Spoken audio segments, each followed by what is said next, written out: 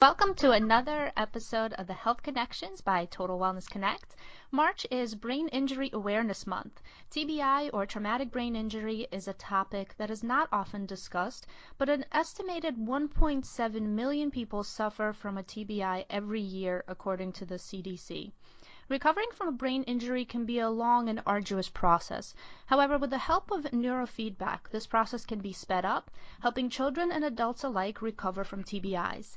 Today, we welcome a member of Total Wellness Connect, Dr. Roseann Cappana-Hodge. Dr. Roseann, as she is affectionately known, is an educational psychologist as well as a board-certified neurofeedback practitioner with a booming practice out of Ridgefield, Connecticut. Without further ado, welcome, Dr. Roseann. Well, thank you, Christina. Thanks for having me today. And I love to talk about TBIs and concussions, which are mild TBIs, because they happen very frequently. And people often don't associate the negative symptoms they have, which can occur at a later point. They don't have to occur right after a head injury with whatever those symptoms are. They don't make that connection, and they can be persistent and cause a lot of difficulties. Well, thank you for joining us. It's really great to have you here and discuss awareness and bring awareness to this topic. I myself was really stunned to learn how many people are affected with TBIs every year. So for our listeners who are not familiar with this injury, what is a TBI? Sure. So, just in sort of like a general, definition of a TBI, it's generally the result of a sudden violent blow or jolt to the head.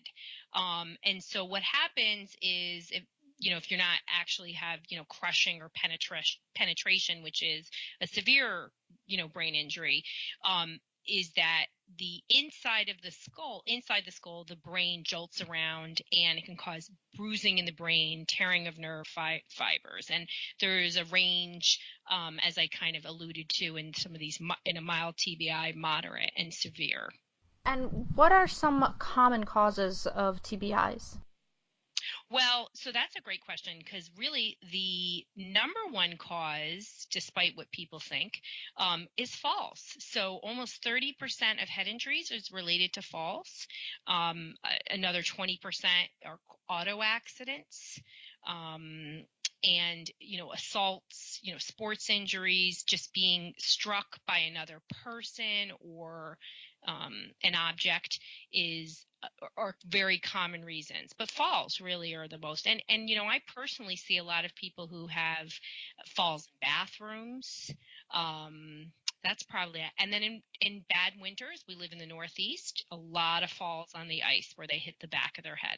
Wow, that's surprising to me. I feel like anytime I hear about a traumatic brain injury, it comes from sports, but I guess that's what gets televised the most. Well, and we're talking about celebrity, right? And a lot of times, but they're getting that repeated head injury, which is different, by the nature of what they're doing. And we're learning so much more about what happens to athletes because they are measuring athletes prior to beginning sports with, even children. They're doing some pre-assessments. And so whenever somebody has a concussion or a suspected concussion, they have baselines they can refer to and look at how it has a lot to do with cognitive processing, and they can see how quickly they process information.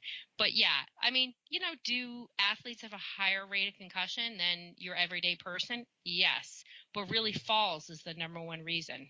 Wow, very interesting. So, Yeah. in the case of a brain injury, what is a typical treatment protocol at a hospital, for instance? Sure. So, before you even, what happens is there's a lot of misinformation in terms of, when should you go to even get checked out if you have a TBI or concussion. The Mayo Clinic has a great website about concussions and has a lot of information, and they're an independent hospital, which I love independent hospitals. They talk about if you're having convulsions, repeated vomiting, slurred speech, weakness or numbness, you can have a drop of blood pressure right after a head injury, that you should seek medical attention.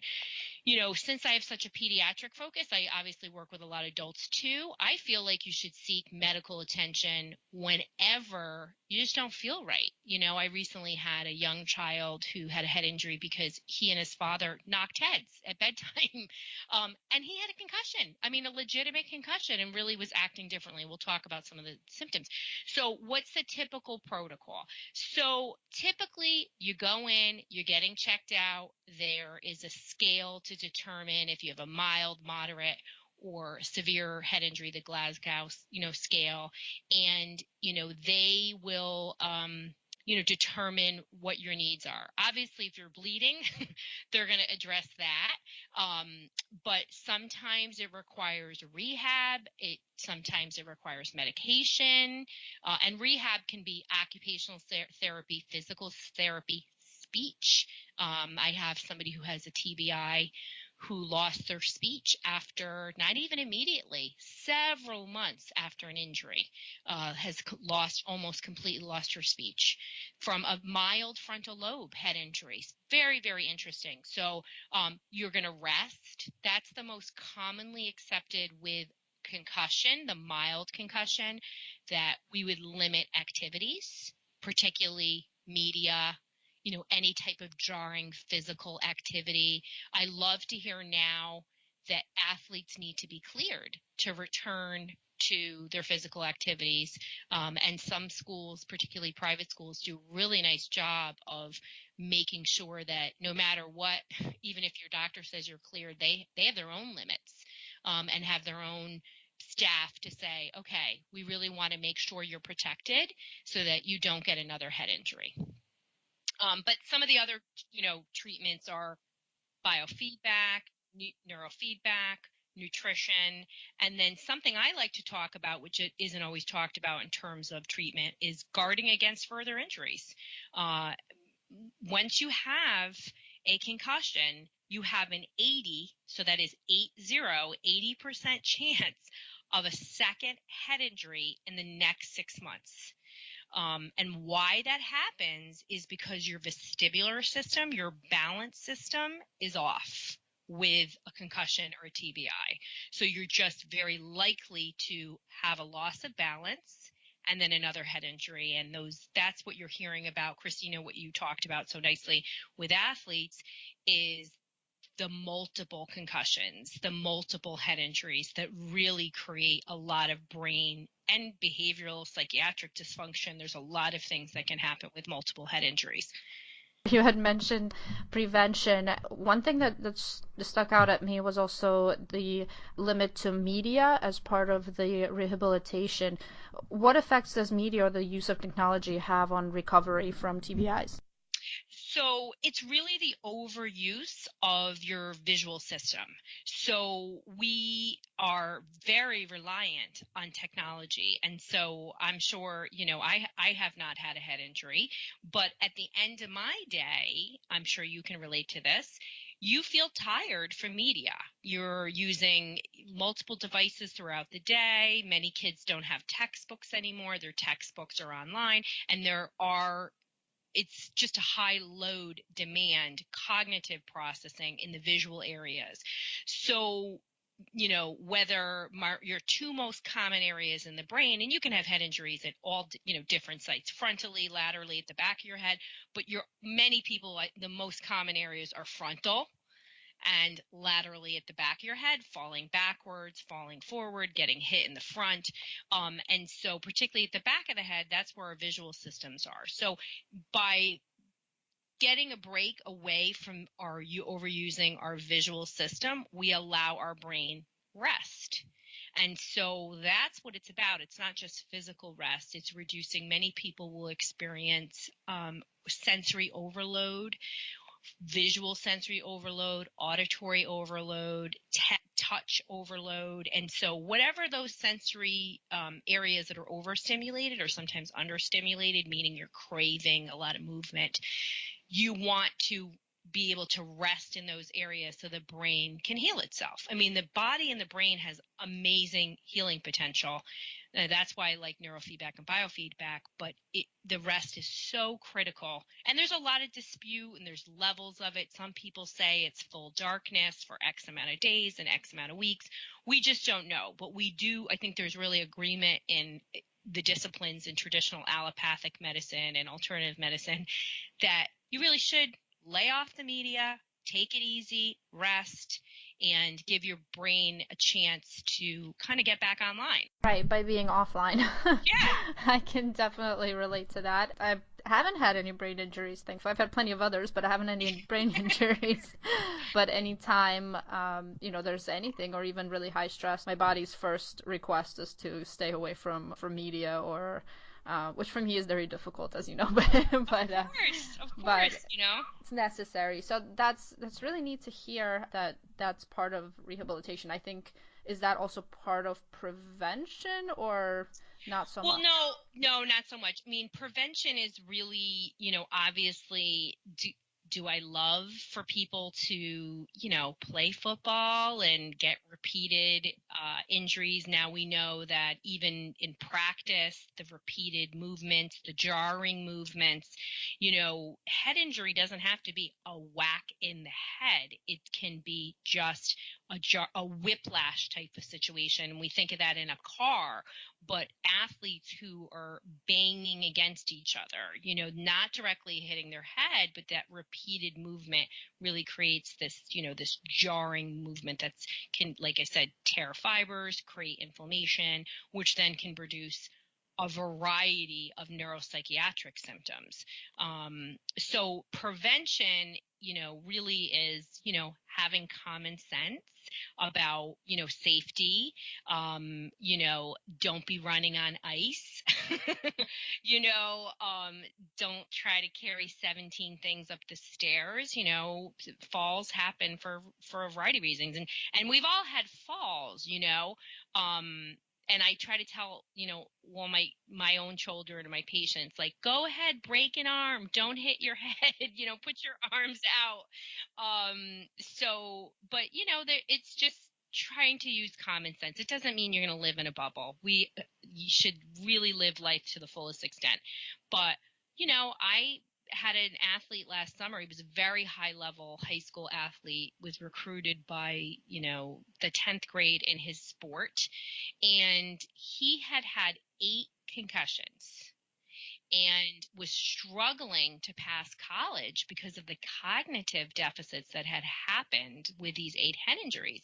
And finally, in his senior year of college, which he was, wasn't making it, said, I have to stop the sport that I love because I keep getting injuries over and over, and I'm not making it in college. And guess what? I'm not going to be a professional athlete, and it's more important for me to get this degree. So sometimes we have to have a level of pain, whatever that is. And for this person, it was realizing that, guess what? I'm not going to get a job with these kind of grades, and let alone I'm not graduating because I'm not passing my stuff. So it was hard for him, and there's a lot of social connections. His parents were very, very supportive and been trying to encourage him all along to leave his sport. But he loved it. And, he really needed what I like to say a lot of psychoeducation, understanding what was happening to him, that he couldn't read for a long period of time because of the visual demands, and that he really had a hard time focusing, and he had an exceptionally hard time listening. He had multiple concussions all over his head at this point, but a lot of frontal lobe damage. So he looked like somebody who had ADHD, did very poorly with medications as a result because he really wasn't ADHD. He was somebody with post-concussion syndrome and had all those, head injuries. So, that's the interesting part, Christina, about head injuries is they do look different. Really common signs are slow processing and sleep difficulties and slow processing, but sometimes they bring out sort of what I like to say, these inherent genetic weaknesses. So, you have a little bit of a more of an anxious or depressive side to you, and there's a genetic part in that. but you're not that way, maybe just on the very, very mild end, I should say, you're not that way in a clinically significant way. And then you get a head injury and boom, you're a highly depressive, highly anxious person as a result of that head injury due to brain inflammation. So, a lot of times there's a disconnect. By the time you get to a provider, months or years have gone on. It's not unusual for somebody to come to me and say, I've been experiencing this symptom for 18 months, 40 Wow. years, 20 years. Not exaggerating. So, and almost everybody has tried a variety of medications to address mental health issues, primarily depression, anxiety, ADHD. Those are the kind of the trifecta, and not been successful because they're not genetically ADHD, they're not genetically depressive, but they are experiencing that due to a brain profile that's really concussion. So, And there's such a thin line between how we're feeling and then thinking, is it in our brains or our hearts or whatnot in terms of our emotions. And I think it's difficult for people to sometimes connect the two, even though it's an obvious connection, and yet maybe we don't want to connect the injury with the emotion itself. So I'm not surprised that people wait that long, but for well, and Christina, a lot of times it's not that they wait, it's that they go in to their provider and say, I'm not, for example, I had a gentleman who was 60 come to me, and he was about 18, 19 months out after an injury. It was a fall on the ice. And he had gone to different providers, and they were like, well, you don't have a brain bleed, I'm not seeing a difficulty on the MRI, whatever way that they had tested it in this case. And what happened is he progressively got worse. So he started out with cognitive fatigue. That morphed into memory problems. He'd never experienced memory problems. And then that turned into depression. So he was this depressive man, owned a business, never in his life had experienced memory and executive functioning difficulties. He said he had sticky notes everywhere. And somehow he got to me through a friend, actually another TWC member.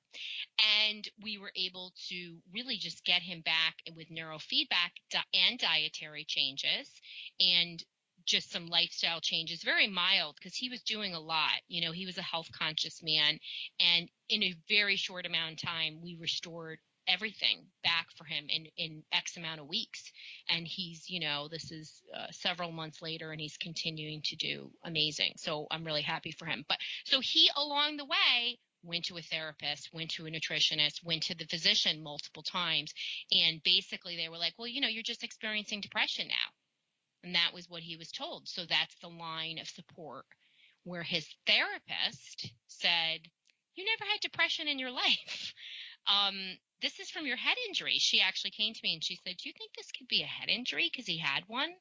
And I said, of course. And that's exactly what it was. So, that's the problem, and not to say that, allopathic traditional physicians aren't savvy to this. It just really depends where somebody's expertise lies.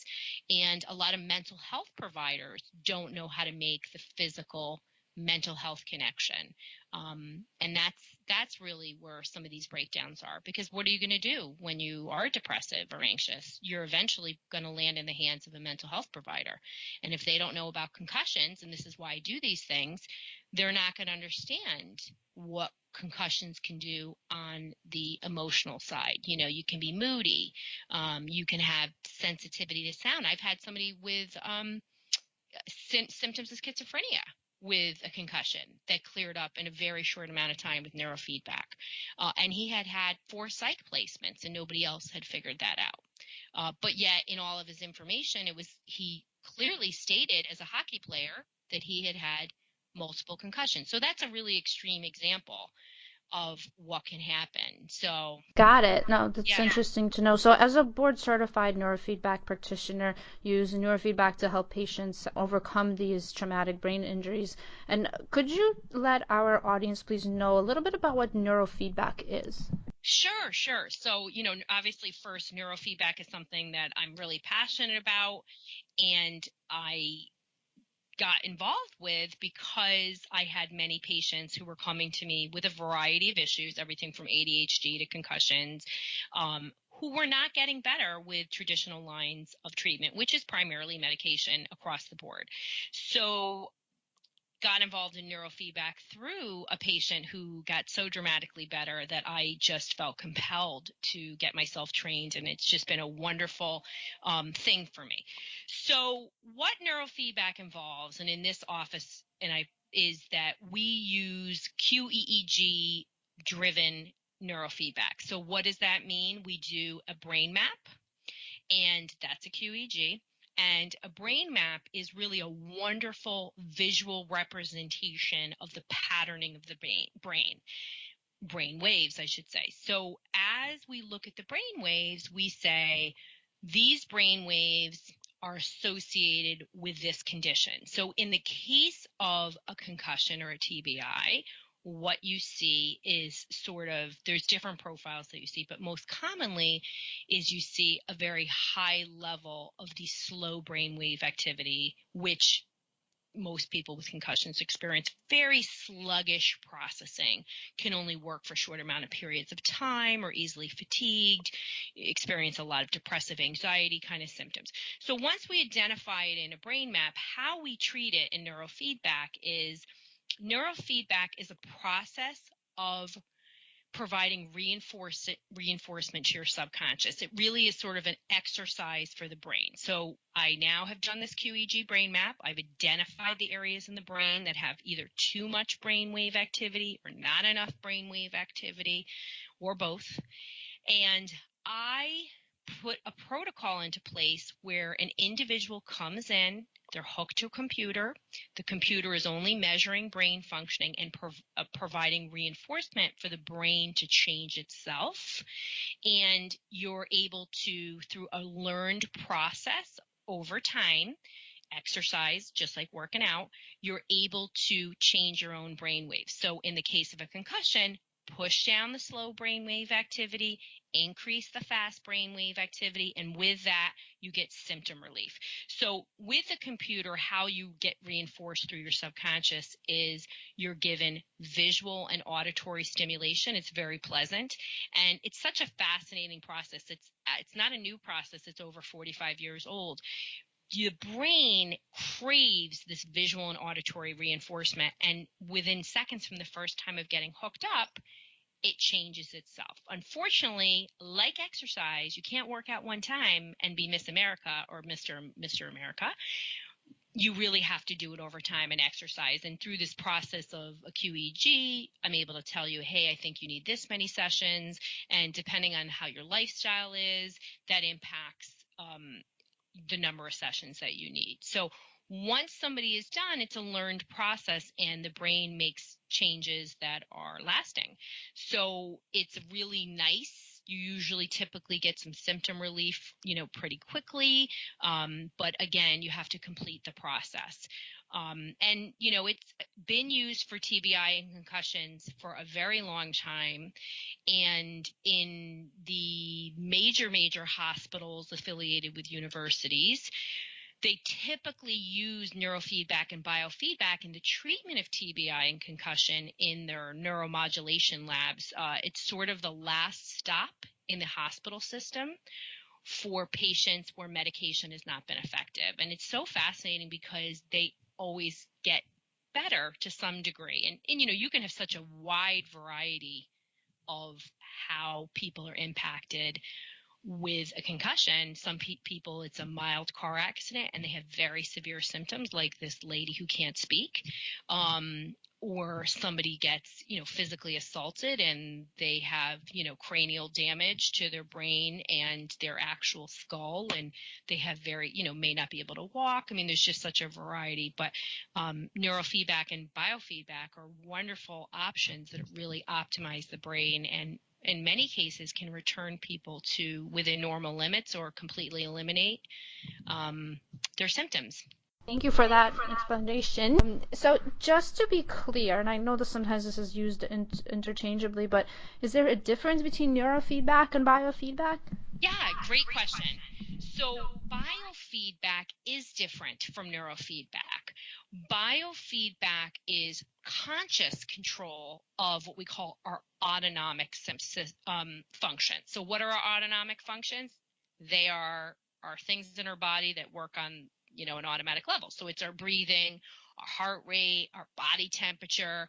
And with biofeedback, you can learn to control those things. So I love to do temperature training, and temperature training is a great way to, if you heat your body up, how do you feel? Relaxed. So people that are often anxious, it's a nice, simple way to train somebody to, and, you do this in a nice kind of, guided visualization kind of way. Oh, imagine yourself at a beach or wherever, a sauna. Try to, make your hand hot, particular part of your body or your whole body. And when you raise your body temperature, you relax. So that's what biofeedback does. It's very, very effective, but it requires somebody to really conscientiously be there, be with you, and train. Where neurofeedback, totally subconscious. I'm only reinforcing that subconscious, which, we're not, your subconscious, you're not aware of what's going on. However, your subconscious is in control 90 to 95% of the time. And that is why neurofeedback is so powerful, because I'm directly reinforcing who's in charge, which is your subconscious. So, and it's a very, very powerful and effective process, neurofeedback, and enjoyable for most people. There's very minimal side effects. And if there are any kind of side effects, it has to do with sort of an overstimulated or an understimulated response, being a little too tired.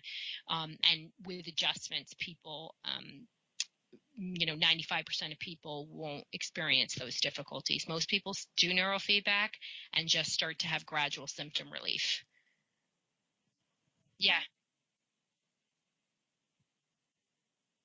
Sure. So, in terms of neurological conditions, I frequently treat people with Lyme, PANS, and PANDAS who have neurocognitive or neuropsychological symptoms. Again, I'm not going to cure Lyme or PANS and PANDAS, but I can support those cognitive or psychiatric issues that arise. I do a lot of work with autism, ADHD, chronic pain. I use both neurofeedback and biofeedback a lot for chronic pain, chronic medical issues. We do a lot of work with chronic medical issues, everything from, arthritis, fibromyalgia, the Lyme, kind of weird stuff that nobody knows what it is. People find me for that. I have somebody coming from upstate New York working with me, and I'll use a combination of biofeedback, PEMF, with neurofeedback at this either back to back or simultaneously, and people get some really nice symptom relief. Headaches, do a lot of work with headaches. People, there's just so many people that experience headaches on a daily basis. It's really astounding to me. I've really learned, it's just a tough life to constantly have a headache. So, luckily here in this office, 95% of our clients really get very significant symptom improvement, whatever they're walking in the door for. And a lot of people don't, they come in with a symptom, not necessarily a diagnosis. So we just work on that. I mean, I've treated people who've literally just come in here for one thing, anxiety or bedwetting. Frequently, people seek me out for that. Neurofeedback has been used for bedwetting for decades, in a really successful manner. And that's, it sounds, if you're an older child and you're bedwetting, you can't participate in sleepovers and really significant things. So it sounds like it's not important, but it is important to some people when it happens. Oh, absolutely. It's important. I think it's more psychologically important Yeah. as well. So, which brings me to my next question. Oh, do you treat in your practice, do you see more children or adults? So I am well known for pediatrics. So we are about probably 60 to 65% pediatrics, and the remaining are adults. But I do treat people for as young as, we use a variety of techniques and tools here. We're using, trying to use cutting edge and very solid research-based tools like hypnosis, again, the biofeedback and the neurofeedback. But we'll see kids as young as 2 and 3 years old. And I work with, the elderly. It depends on what the issues are. And they vary, but I would say the most common things we treat are anxiety is probably the top thing of all age ranges, and that can be a standalone issue or coupled with something else. I mean, my chronic pain sufferers, they're going to have some anxiety, and is that chronic pain from a TBI or a head injury or Lyme or some unknown source? Absolutely, we see them all, and luckily we're able to bring people relief, whatever the issue is. Got it. Is there a story that comes to mind that you would like to share demonstrating the effects that neurofeedback can have? Yeah, sure. So, I'd say, the most common sort of story that I see in terms of the concussion TBI is just somebody coming to me as the last step, where just like the gentleman who had a fall on the ice, they're seeking out a number of practitioners. They know themselves and they're not feeling right. Um, or their child is not sleeping, there's personality changes. These are all things that are very, very common with a head injury or a TBI. You may be a very different person after a head injury. So knowing that, if you had a head injury and all of a sudden at some point, could be days later, could be months later, and there's can be a waxing and waning of symptoms and up and down, but typically it's a gradual decline. Not everybody gets, I have the cases, where somebody gets in a horrific car accident and we know that they have a TBI and they are in the hospital. But so, a really good story would be that I had an adult woman come to me and also a fall on the ice, but she herself was a health practitioner and an alternative health practitioner. And so she went to chiropractics. She did a bunch of things. She did massage, and she did get somewhat better. But and I should say, if you ever suspect you have a head injury, make sure you go to a neurologist, get yourself cleared. I've sent many people to neurologists and they had a brain bleed. I mean, these are serious things. And people can be walking around, at least initially, looking okay. Not everybody, mild concussion does not have to have a loss of consciousness. People think they have to be knocked out in order to have that. So in this case, this woman had a fall on the ice and really just wasn't herself. So within a short amount of time, and she's such a pleasant person that I didn't see how depressed she was until after we completed the neuro. And she really felt like not only did I completely get rid of all the cognitive, slow processing, brain fog, depressive anxiety kind of feelings. She had a lot of light sensitivity, totally got rid of that, but she felt like I made her better than she was even before the head injury. And I've had many people have that happen, which is pretty incredible, but they often have a little something. So she felt like she was a little ADD before, and she felt like that completely remediated with the neurofeedback. So that's always exciting. And I love when that happens for my kids, the students that come in, and the children that are struggling. And then we not only deal with that concussion or head injury, we deal with what was going on before, even if it was mild. So that's a pretty common situation around here where people get better. And so I wish I wasn't the last stop on the train, but I wish people, knew about this in advance, because typically what happens is you're told to rest if you're medically cleared for a mild TBI is what it's called, or concussion. And then if you're not getting better, they can give you a course of an anti-anxiety medication is typically what's used. There's some other types of medications that's kind of brain stabilizer kind of medications. And if you're not better in 6 to 8 weeks at that point, they might send you to rehab, or they might send you to rehab right from the beginning. And there can be, I on the QEGs can see neck and muscle involvement, and you might require going to an osteopath or a chiropractor, people that are really specialized in those areas, or a physical therapist as well. But sometimes it's a team of people. And I often recommend that people try to eat really clean when they're trying to get better from any type of issue that's brain involvement, autism, head injury, because we're reducing inflammation, we're optimizing brain functioning, and we're going to make that neurofeedback work more efficiently in a quicker manner. So that's less sessions and less time, less money, all of those things. And then we get to return you to wellness quicker, which is so important. But yeah, I mean, I have lots of great stories about head injuries and being able to help people. I had a woman for 40 years. She had a head injury as a child at 10. And at that point, she started having headaches. And we did neuro on her, and we stopped her headaches. She had had headaches for almost 40 years by the time I got her. And I thought, this is just amazing. So, and it's a really powerful tool that, is not as used as much as it should be, just because of the strong hold of big pharma and medication on what's prescriptive for treatments. Right, and that's a whole other conversation right there when it comes to pharma.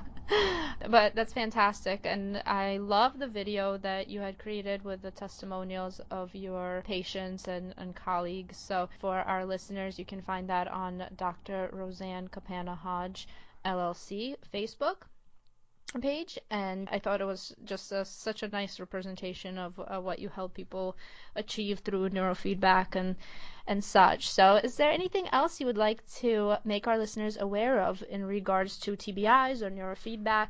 Yeah, no, and I would say, just because it is, as you had said, that, March is National Brain Injury Month, and just that if somebody in your family has experienced a head injury, and again, it doesn't have to be, a fall from the third floor or tumble down the stairs. I told you the story of the child knocking heads with his dad. Or, you can have, I have somebody who just came to me with a head injury. She got disoriented in the middle of the night and hit her head on her own nightstand. And so now she's got a concussion. If you think that you are experiencing brain fog, sleep issues, irritability, anxiety, mood issues, long sensory sensitivities, noise and sound. If you're thinking that that's the case, get screened by a neurologist and try to find a neurofeedback practitioner. You can get onto bcia.org, nrbs.org if you're in the Northeast.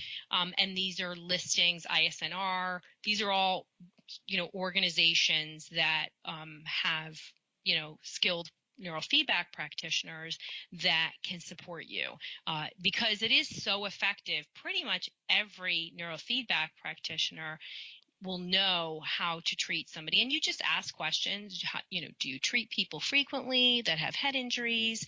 But it is just such a nice way to return the brain to at least where it was, in some cases, like I said, better functioning in a non-intrusive, pleasant way. And it really can help alleviate some of that discomfort, whatever the discomfort is, sometimes physical, sometimes speech issues. I've rectified a lot of speech issues from head injuries and strokes.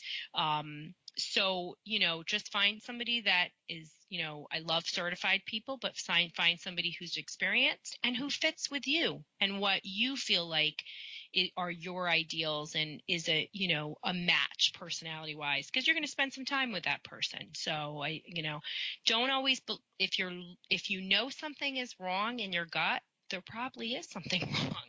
So and seek answers and find results until you do find a result. keep looking. If you are in the northeastern area, now actually that's a great question. Dr. Roseann, do you treat patients outside of the Northeast? Oh, yeah. So we do have a program for people to fly in for our services, which is called 360 Reboot.